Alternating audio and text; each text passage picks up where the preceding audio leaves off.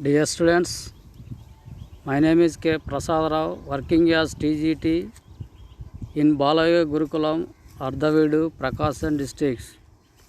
Today we discuss about the Indian Constitution.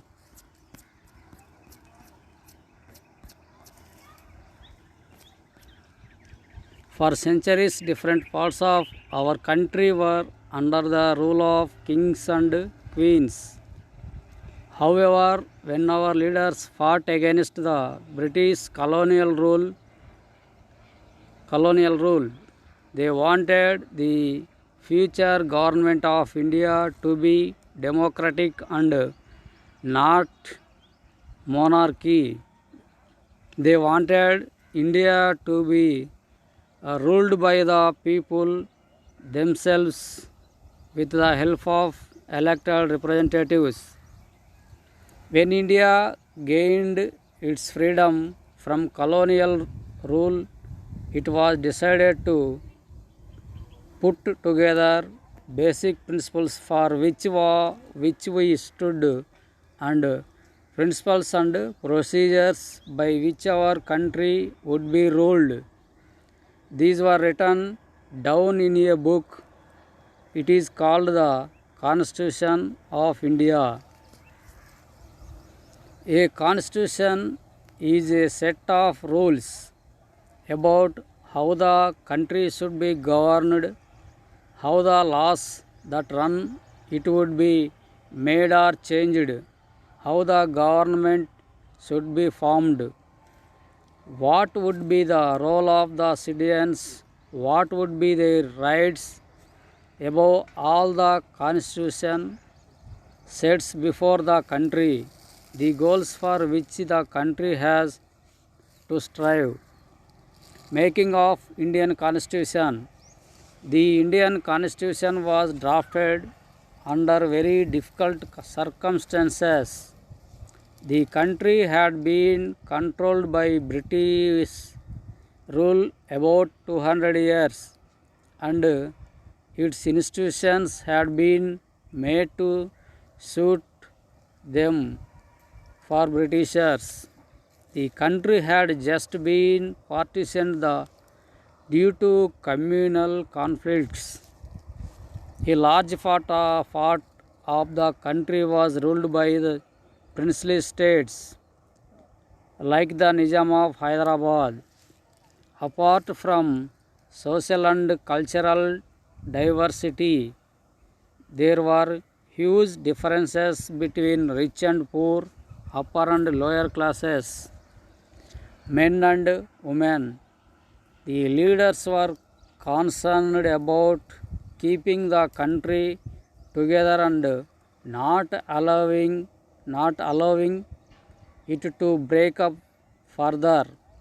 This meant that all the diverse people should be feel that they have an effective role in the running of the country.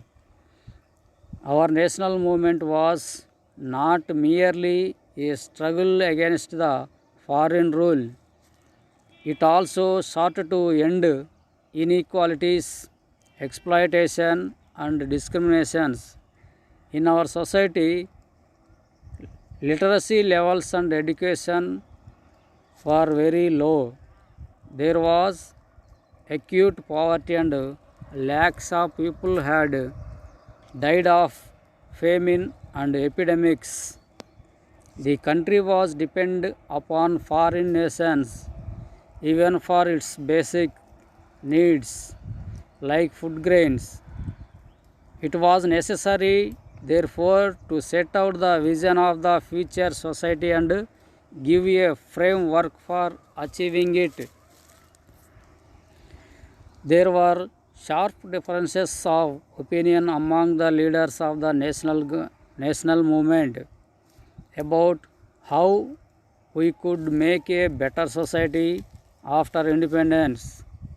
Yet most leaders agreed that independent India would be governed according to the principles of democracy, in which Number 1, everyone would be equal before law and will have certain fundamental rights guaranteed to them. Number 2, the government would be built by general elections based on the principles of universal adult franchise or right of every adult citizen, irrespective of gender, caste, religion, education, or wealth to vote in elections. This is the picture. The President of the Constituent Assembly, Dr. Rajendra Prasad, and the Chairman of the Drafting Committee, Dr. B.R. Ambedkar, greetings each other. First of all, they were inspired by the struggle waged by the diverse kinds of Indian people and their aspiration for a better world to live in. They knew that it was their sacred duty to help build an India in which all these diverse kinds of people may realize their aspirations. They were also deeply influenced by the thoughts of Mahatma Gandhi and other national leaders.